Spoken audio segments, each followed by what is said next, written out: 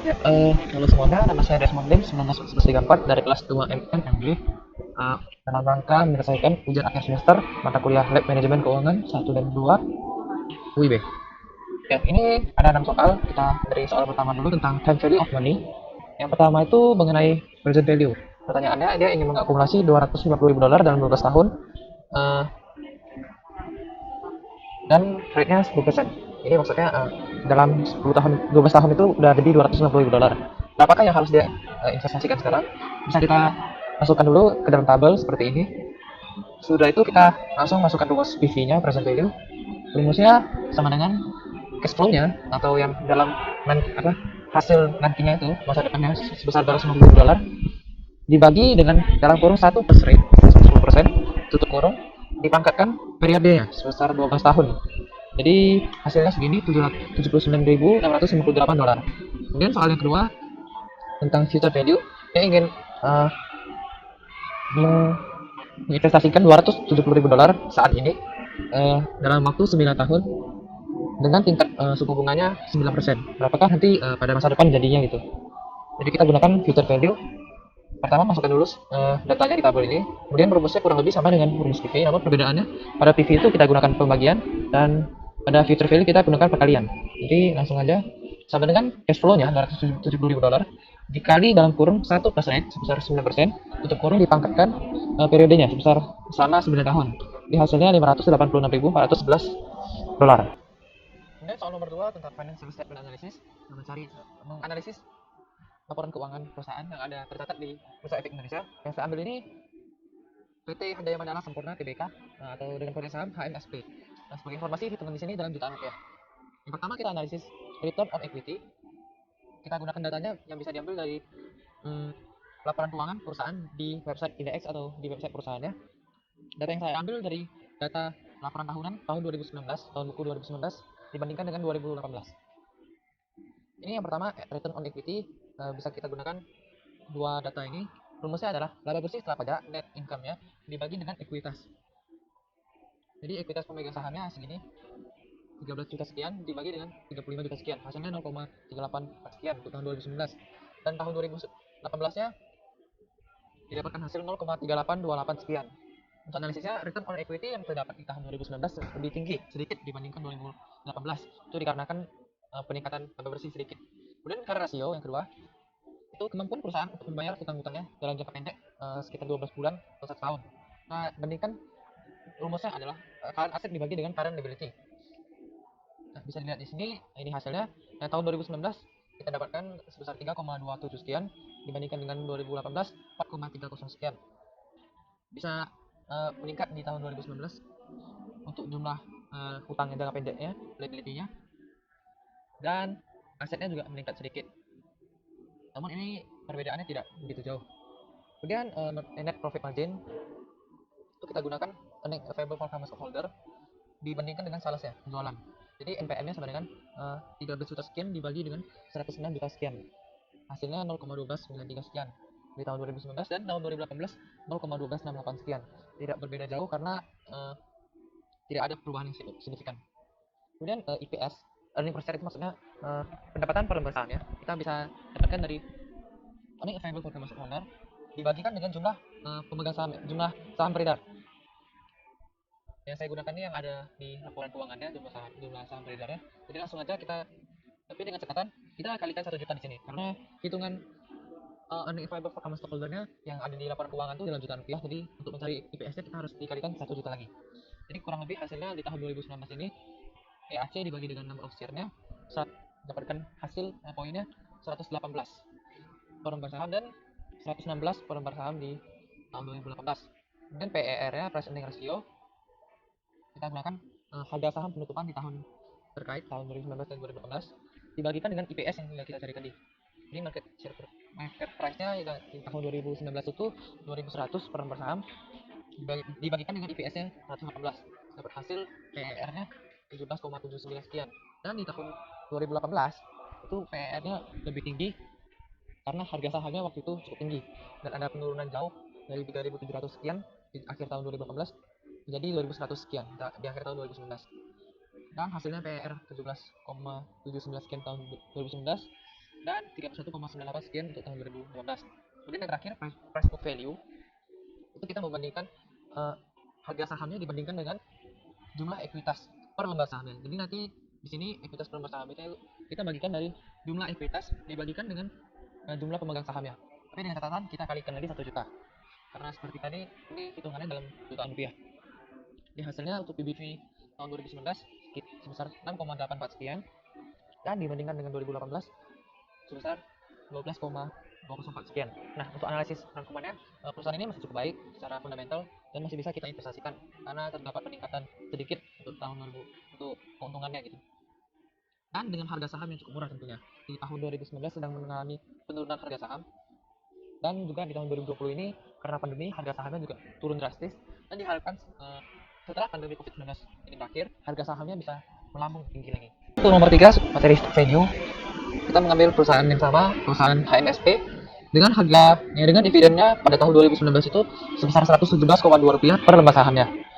Nah, pertanyaannya, jika constant rate-nya sebesar 7%, required return-nya sebesar 10%, dan jika growth rate-nya pada tahun kelima dengan variabelnya yang tahun kelima itu 9%, maka kita akan hitung jumlah dividennya.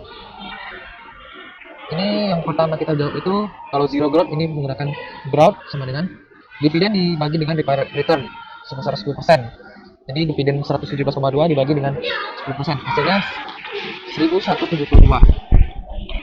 Kemudian yang constant growth-nya menggunakan rumus growth sama dengan dividen dikali dalam kurung 1 plus growth sebesar 7%, tutup kurung dibagi dengan buka kurung lagi, return-nya sebesar 10% dikurangi dengan growth-nya 7%, jadi 3%.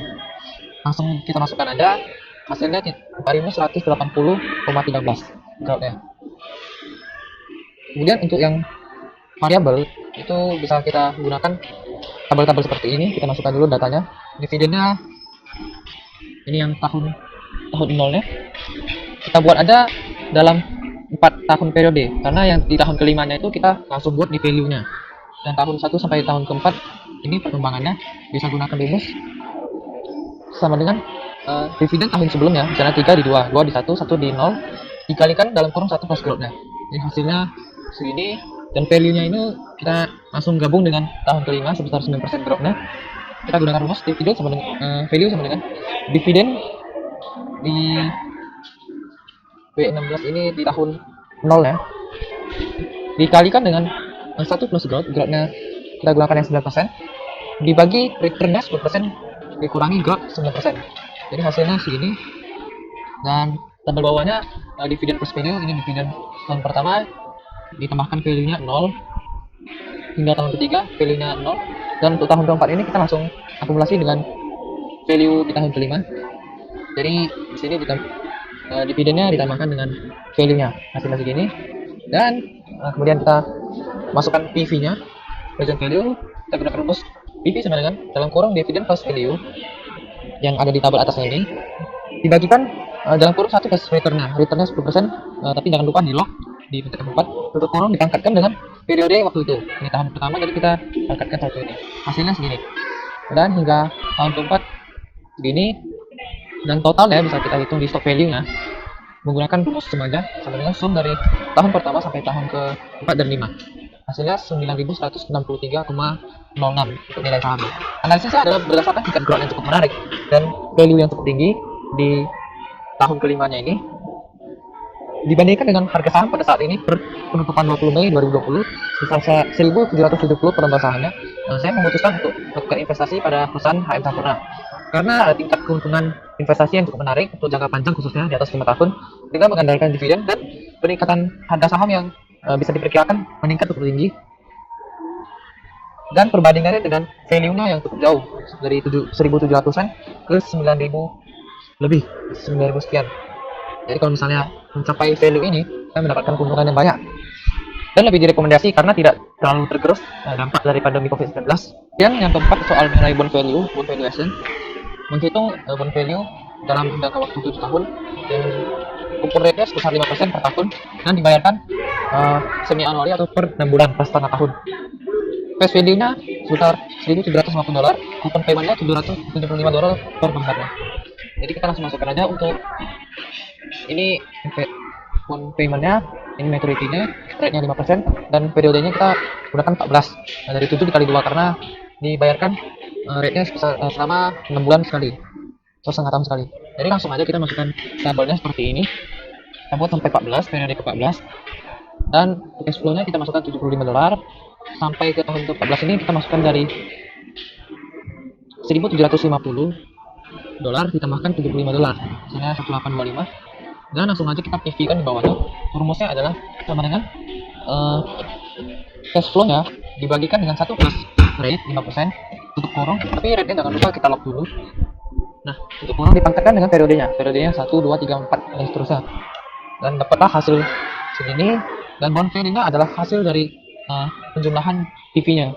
Jadi kita gunakan rumus sum aja, sama dengan sum dari semua ini. Hasilnya 1626,27. Kemudian soal kelima tentang capital budgeting. Di sini ada 2 soal tentang menghitung NPV, IRR, dan ROI dengan cost of capital susah 14%. Dan kedua adalah analisisnya dibanding dua project ini. Ini ada inflow dan outflow-nya, langsung kita masukkan aja ke tabel-tabel ini. Data-data ini cash inflow dan cash outflow-nya bisa diambil di copy dari atasnya. Kemudian pertama kita cari yang di project A dulu, inflow-nya. Kita gunakan rumus PV-nya sama dengan cash inflow dibagi dengan 1 plus cost of capital-nya 14%, tutup kurung, tapi cost of capital-nya jangan lupa di lock, dan tutup kurung dipangkatkan dengan periodenya. Sampai di tahun kelima rumusnya sama, dan jumlahnya adalah $44.630,05. Kumulatifnya bisa gunakan cara ini. Kita blok dulu, kemudian gunakan smart function-nya, total, running. Nah, jadi kumulatifnya segini totalnya. Kemudian yang untuk outflow rumusnya sama, PV-nya rumusnya sama dengan inflow, hanya di PV outflow itu kita tambahkan jumlah investmentnya sebesar $40.000. Di tahun nolnya aja kita tambahkan, biar di belakangnya ada ditambah gitu. Jadi kita hitung PV-nya sama dengan yang tadi, cash outflow-nya diambil dari tabel di atas, rumusnya ini, dan bawahnya kumulatif PV-nya sama dengan yang tadi, kita jumlahkan keseluruhan, hasilnya $57.000 sekian. Kemudian yang project B sama, hanya berbeda di datanya aja, rumusnya juga sama, hasilnya segini. Untuk inflow-nya $41.950,94, untuk outflow-nya totalnya $62.245,50. Ini langsung saya masukkan aja ke sini recapnya, total inflow dan outflow-nya project A, project B. Kemudian langsung kita kalkulasikan. Untuk hasilnya project A mendapatkan net PV bersih, itu rumusnya dari outflow-nya dikurangi dengan inflow-nya. Jadi hasilnya untuk project A negatif $12.000 sekian. Untuk project B itu negatif $20.000 sekian. Kemudian IRR-nya kita gunakan rumus fungsi aja, langsung sama dengan IRR dalam kurung. Ini diambil dari held per cell ini. Dalam kurung langsung masukkan semua ini. Sebagai informasi, ini didapatkan dari pengurangan outflow dikurang inflow pada tahun ini, pada tahun berjalannya. Jadi project A outflow-nya 5.000 dikurangi 13.000. Inflow-nya dikurangi outflow. Nah, hasilnya segini. Jangan lupa kita masukkan dalam kurungnya yang pertama ini initial investment-nya. Ini hasilnya untuk IRR project A 0%, project B-nya min 8%. Kemudian ROI-nya juga gampang aja, kita menggunakan sama dengan NPV-nya dikurangi dengan NPV-nya dibagi dengan outflow-nya. Untuk project A hasilnya negatif 21, sekian persen, project B lebih tinggi lagi, negatif 32,604%.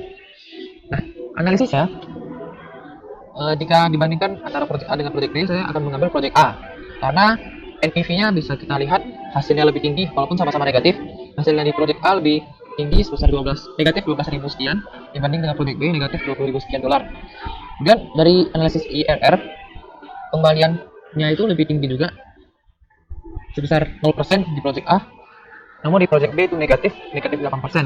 Kemudian yang terakhir, analisis ROI, return on investment, pengembalian investasi dari project A lebih tinggi sebesar negatif 21 sekian dibanding dengan project B itu negatif 32,604%. Walaupun sama-sama negatif, tapi project A lebih tinggi. Jadi bisa disimpulkan untuk diinvestasikan dari perbandingan project A dan project B ini, kita bisa ambil project A sebagai yang lebih baik dibandingkan project B.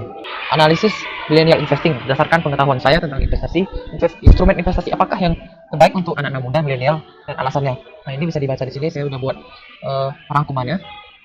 Nah, pendapat saya itu investasi yang cocok untuk anak muda. Sebenarnya banyak instrumen investasi di Indonesia, ada dari jangka pendek dan jangka panjang seperti emas, reksadana, pasar modal atau saham, valuta asing, obligasi, properti, dan sebagainya. Ada banyak sekali instrumen investasi. Nah, untuk kaum milenial, saya secara pribadi menyarankan untuk investasi di instrumen seperti pasar modal atau reksadana, karena return atau tingkat pengembalian yang cukup tinggi, bisa dikatakan cukup tinggi jika kita pilih perusahaan atau perusahaan reksadana yang cukup terpercaya, cukup meyakinkan, dan kita dengan harapannya mendapatkan keuntungan dari capital gain dan keuntungan dividen, capital gain yang tinggi dan dividen yang secara berkala didapatkan terus. Capital gain itu maksudnya perbandingan harga waktu kita beli dengan harga waktu kita jual itu. Nah, selain itu, dengan menginvestasikan uang kita di instrumen pasar modal atau reksadana, kita juga berkontribusi terhadap permodalan perusahaan di Indonesia yang faktanya pada saat ini banyak masih cukup tinggi persentasenya untuk investasi di perusahaan Indonesia dari pihak asing, pihak luar negeri. Jadi kalau kita misalnya semakin banyak, kalau secara fakta sih saat ini masih sekitar 1% kalau tidak salah investor pasar modal yang berasal dari Indonesia. Dari seluruh investasi pasar modal di Indonesia hanya 1% yang lokal dari Indonesia.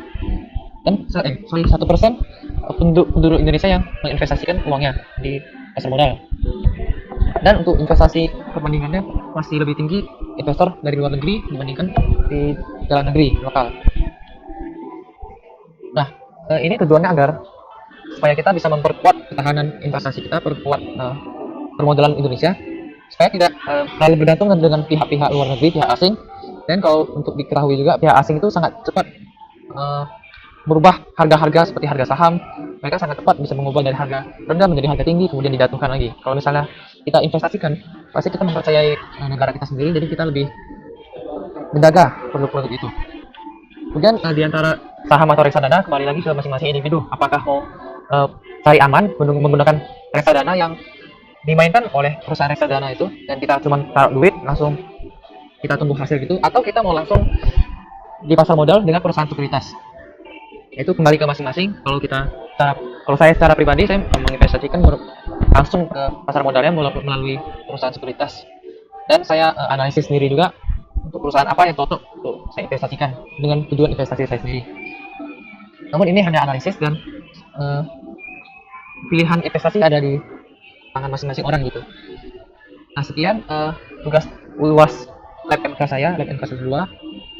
Mohon maaf jika ada kesalahan. Saya Desmond Lim, 19 11 34, kelas 2 NNMB. Terima kasih.